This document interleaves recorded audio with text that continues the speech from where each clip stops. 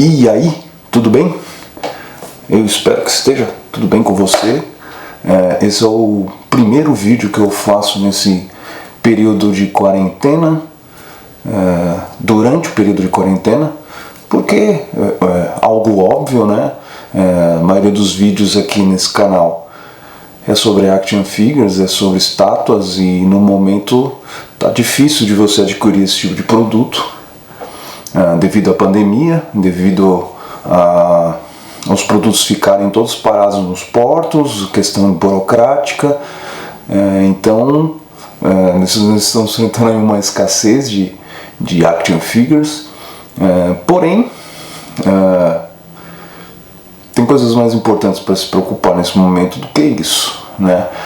A gente vê pessoas choramingando nas redes sociais, o lote, por que o lote tal não chegou ainda?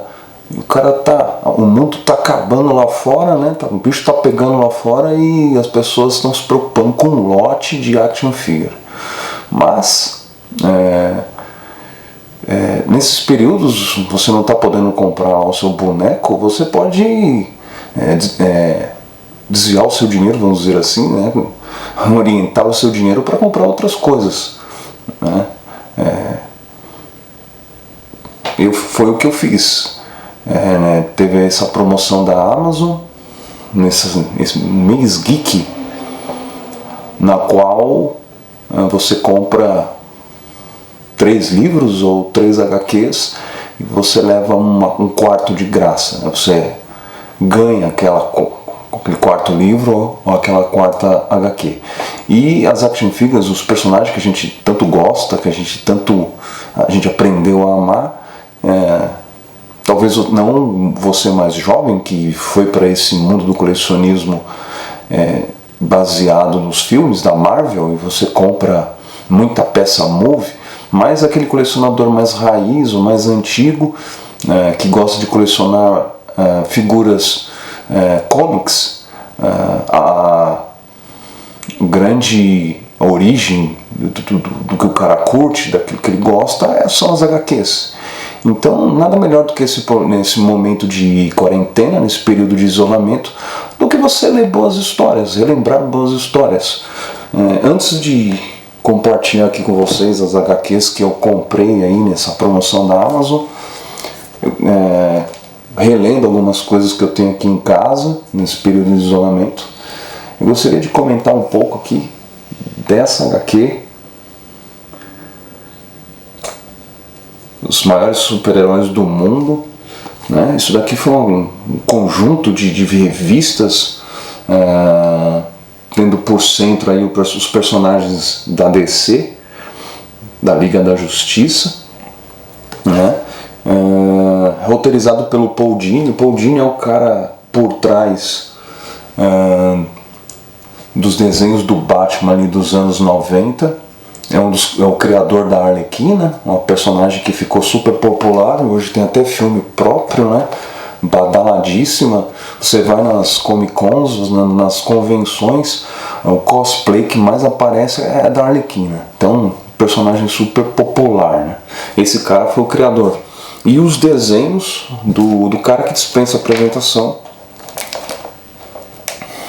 que é o Alex Ross. O Alex Ross, ele é o cara conhecido pelo desenho mais realista dos super-heróis, né? Não é aquele desenho caricato, estilizado, mas um desenho... O cara vai fazer... Qualquer trabalho que ele faz, ele se baseia em modelos vivos, né? Então o cara fica ali na frente dele, ali, um modelo vivo, e ele desenha baseado naquilo. Então os heróis, eles se tornam algo mais próximo do realismo, né? É como uma pessoa, um real, usando ali uma roupa de super-herói. Esse é o trabalho do cara, na qual ele bombou quando foi lançado Marvels, né? Eu lembro de ter ali a edição da Abril ali, aquela capa ali, né, de acetato bonitona e tal, e eu fiz a tremenda besteira de me desfazer desses gibis aí, mas Por que eu estou falando dessa HQ em específico de Alex Ross?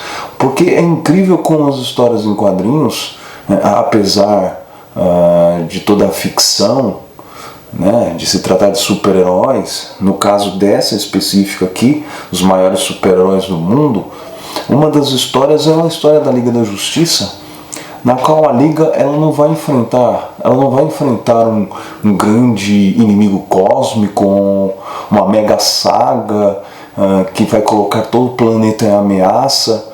Não, aqui a Liga da Justiça ela vai enfrentar uma ameaça bem tangível e bizarramente é uma coincidência com o que nós estamos vivendo hoje. A Liga da Justiça que ela vai enfrentar um vírus muito contagioso e letal, né? E é interessante que na história, apesar de ter alguns erros de conceito, né? Mas o cara que roteirizou ele não é obrigado a saber biologia, né?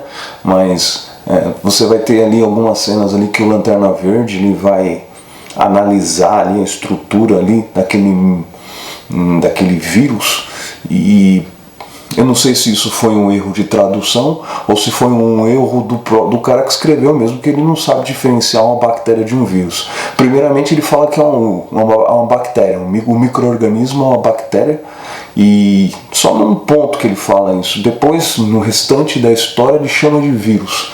Então eu não sei se foi um erro de tradução ou se o cara acha que vírus e bactéria é a mesma coisa. Nós sabemos que não é, né? Bactéria é uma célula propriamente dita, né? O vírus ele não pode ser considerado uma célula. Por quê? Porque o vírus ele é um DNA envolvido por uma capa de proteína e acabou.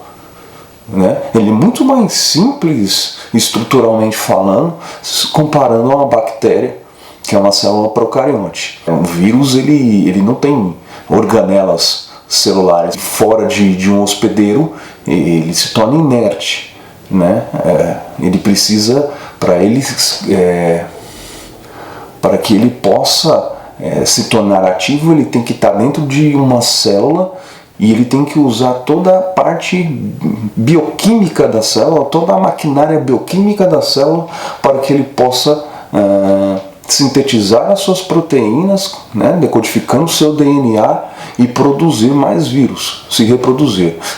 Fora de uma célula hospedeira, ele não é capaz de fazer isso. Então, devido a ele não poder ele ser um parasita obrigatório, e devido ao fato dele não ter organelas celulares, existe aí um grande debate aí se o vírus é ou não um ser vivo. E na HQ tem essa mistura aí. Uma hora ele falou bactéria, fala que é uma bactéria, uma hora o autor fala que é um vírus. Mas é um errinho de conceito aí que só gente muito chata que nem eu que pega assim. Mas o interessante é que a trama dessa HQ é que eles se deparam, a Liga da Justiça se depara com esse vírus, e esse vírus ele passa a ser uma ameaça global. E aí acontece aquilo que nós estamos vendo nos nossos dias, assim, né? É o paralelo com aquilo que nós estamos vivendo. Nações, as pessoas começam a ficar em pânico, né, com medo que isso se espalhe, e começa a ter atritos entre nações, impasses diplomáticos.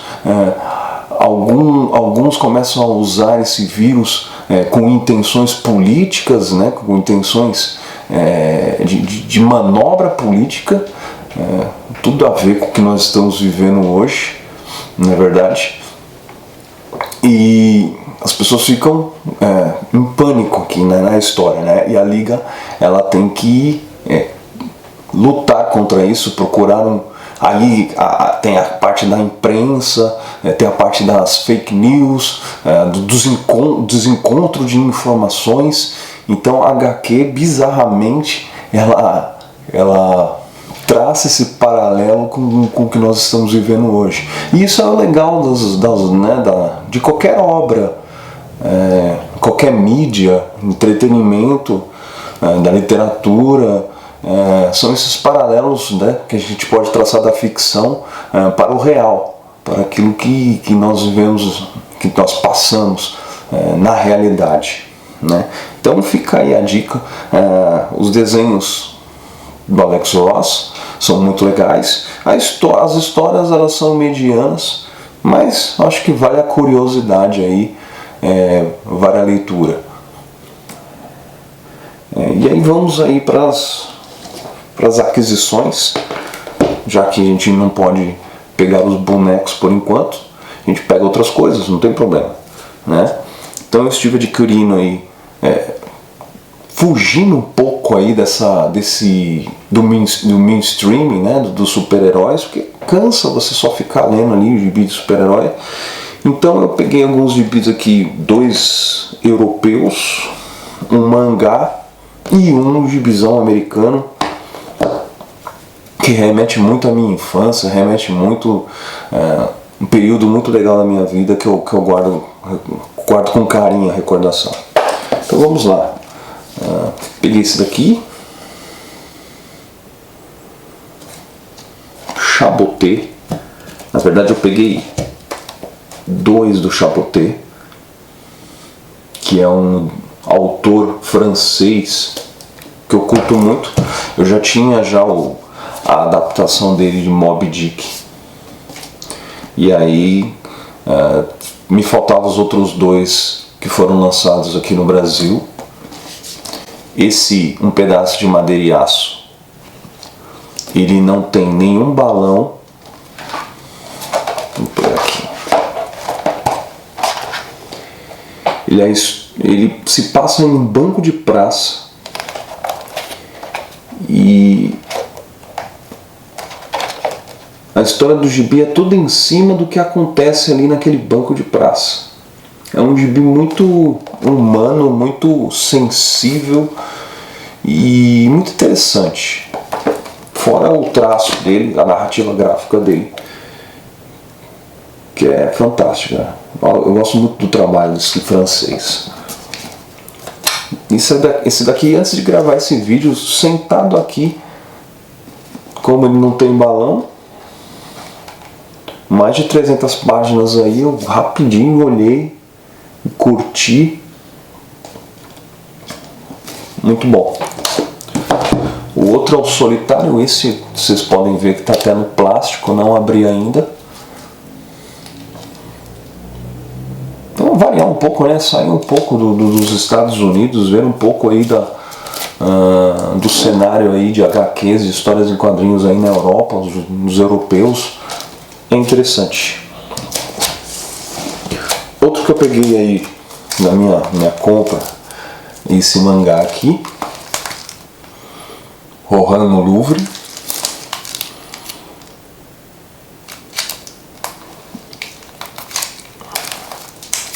Acabamento gráfico do Pipoca Nanquim sempre muito bom, superior, né? Gibi grande, formato bonito. Também não tirei do plástico. E para finalizar, eu peguei isso daqui, Tartarugas Ninja. E por que isso? Esse daqui é o que se refere ao que eu falei, que chama a minha infância, me traz lembranças muito boas. Eu vivi ali os anos 80, 90, isso daqui, começo dos anos 90, isso daqui foi uma febre, né? Quem é dessa geração aí, quem é um pouquinho mais velhinho, sabe do que eu tô falando. Eu lembro de ter contato com essa obra aqui. Era uma revista bem fininha, nem era minha, era de um amigo meu. E isso me traz lembranças da minha infância, da minha casa. Eu morava ali pela zona norte de São Paulo, dos meus amigos de infância, e dizem que não existem amigos como os amigos de infância, não é verdade? É um tipo de amizade que você guarda para o resto da vida, mesmo você não tendo contato mais com a pessoa. E eu me lembro de pegar a primeira edição disso daqui numa revistinha E só tinha a primeira história ali, que conta a origem ali das tartarugas e o embate delas contra o Destruidor para vingar a morte do mestre Splinter, né? E eu só li essa história fechada, eu nem cheguei a ler a segunda história lá do Stockman e os Mausers. Engraçado, né? Eu tive contato com essas tartarugas da HQ, que é bem diferente das tartarugas do desenho animado dos anos 90. Naquela época eu tinha mais contato com o desenho animado do que com a HQ. A HQ eu só cheguei a ler ali aquela primeira história mesmo. Só que isso daqui é muito mais adulto, vamos dizer assim, do que o desenho animado. O desenho animado é até simplório, bobinho. Isso daqui tem sangue, isso daqui tem trama de vingança, tem violência. É bem diferente a pegada de uma mídia da outra, né? Porém, na época, eu tive pouco contato com isso daqui. Foi mais contato com o desenho. Os filmes, eu não curti os filmes, achei bem zoado, pra falar a verdade. E curti muito os games, né? Eu acho que de todas as mídias que eu consumi de Tartarugas Ninja, a quem eu mais consumi na verdade foram os games, principalmente aquele game lá do arcade que tinha 4 controles, cada um podia jogar com uma tartaruga diferente, né? E ali tinham elementos ali mais voltados, acho que, para o desenho, né, no jogo. Apesar de ter elementos ali das HQs, como os Mausers, né, na segunda fase do jogo, eu lembro. Mas isso lembra muito a minha infância, cara. Muito mesmo, assim. Então, isso daqui eu comprei mais a título mesmo de nostalgia. Isso daqui pra mim é muito nostálgico, né? Interessante, muito legal.